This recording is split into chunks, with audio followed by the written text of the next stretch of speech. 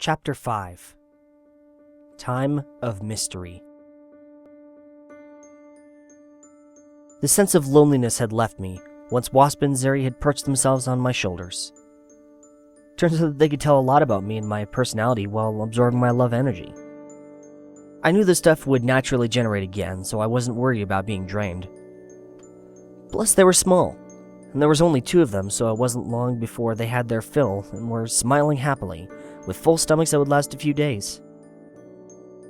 They were curious as to why I had so many different emotions at the same time, as the ponies of this world only seemed to experience one or a few emotions at the same time. I told them it was just a human thing, and that I tend to think about a lot of things at once, causing many mixed emotions to come into play.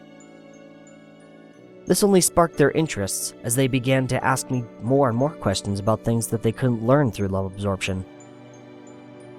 Since it wasn't complicated questioning, and was just out of innocent curiosity, I answered all of their questions happily. They only wanted to learn more about me is all. No reason to fault them for that. There were a few stares from the castle staff, which made me both uncomfortable and slightly angry at the same time. The ponies, from what I've heard and seen, aren't very accepting of other species, always going off of stereotypes and rumors. I was an exception, since no one had seen a human before, so there was nothing to go on. They had to learn from what I myself did around them. I made a mental note to bring up this issue with Celestia when she got back. Speaking of Celestia, I was told that both her and Luna would be returning the following day. This news brought a smile to my face as I thought of seeing them again. Wasp and Zeri took note of my love for replenishing quickly after hearing this news. When they asked me about my relationship with the princesses, I told them that they were like my family, and they were the only ones I was closest to in this world. They seemed to understand. With that thought in mind, I continued on with my day. I sat down on a large pillow in the Canterlot library while taking a book from one of the shelves to read. Wasp and Zeri began to explore the nearby areas, keeping within close proximity of me at all times in case a pony were to see them. They hadn't fully developed their shape-shifting abilities, so it was hard to disguise themselves.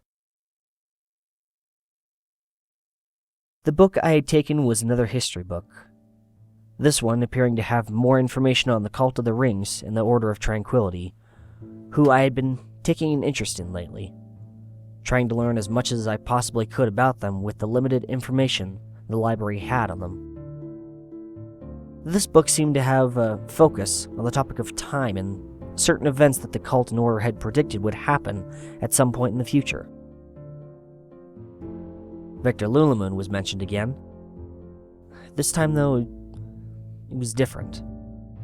It told that Vector began having visions, far different to those of the rest of the Cult of the Rings. He saw his own clearer visions of the future, visions he refused to share with the Cult and Order. He betrayed both parties and took all of his research with him, scattering it in his journals across Equestria to avoid some great disaster. It didn't say what that disaster was, but it did say after that Vector went into hiding before settling down and having a full, starting new journals containing even more information on his visions, all yet to be found. Most likely passed down through his family's bloodline. All of the members of the family had refused to reveal any sort of information on the subject for centuries. This guy was really interesting me at that point. There seemed to be something about him that was keeping my mind on this cult business and giving me a desire to learn more to uncover the secrets that he had hidden away. Of course, that would mean a lengthy adventure around Equestria and most likely beyond in other lands, and that wasn't going to happen. Not at that point, anyway. Perhaps when I became more independent or when I reached the age of 18, I could go on that journey to uncover the secrets of the cult and order. When I took my eyes off the book, I noticed that Zeri was napping on my head, while Wasp was on my lap. I hadn't noticed them because of their weight, and my focus being entirely on the pages of the book. The sight of them curled up melted my heart, the cuteness factor amplified by their breathing. I didn't want to disturb them, so I gently lifted Zeri off my head and put her onto my chest where she began to snuggle in. I lay back on the pillow and closed my eyes, letting the warmth of the two small changelings soothe me. There I lay, in an adorable sight with my new companions that I was quickly becoming attached to. Suddenly Blueblood walked up to me and looked to Wasp and Zeri in confusion and caution. I reassured him and explained how I came across the two. He understood and gave us our privacy, informing the guards to not let anyone near that section of the library unless it was an emergency. For that, I was thankful. Now no one could disturb us. As I closed my eyes again, my mind wandered back to Vector Lulamoon and the other things I had learned about through the books in the library. There was just something off about what was written.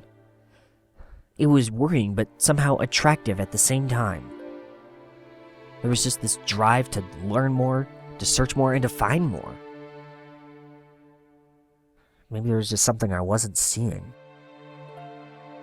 Maybe it was just my curiosity getting the better of me, or maybe it was just that interesting. I didn't know. I should have known, but I didn't. There were so many things I had yet to discover about this world and its creatures. But I would soon learn that Equestria had a far darker side to it.